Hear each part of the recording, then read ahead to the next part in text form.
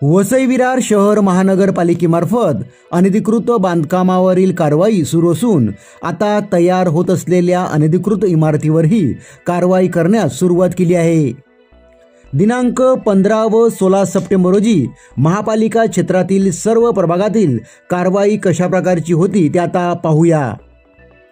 प्रभाग समिती बी हद्दीतील प्रगतीनगर मोरेगाव मनवेलपाडा, प्रभाग समिती सी विरार पूर्व कुंभारपाडा चंदनसार कुंभारपाडा नाका बरफवाडा येथे अनधिकृत बांधकामे जमीनदोस्त करण्याची कारवाई सुरू आहे।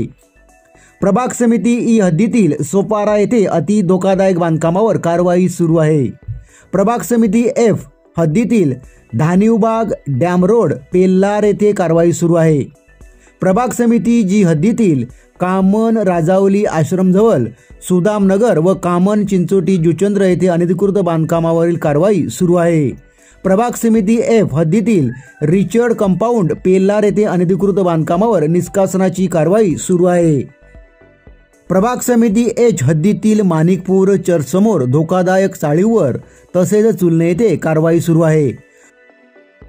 प्रभाग समिती आय हद्दीतील कोलीवाडा तामतलाव वसई टोकपाडा गिरीज येथे अनधिकृत बांधकामावर निष्कासनाची कारवाई करण्यात आलेली आहे।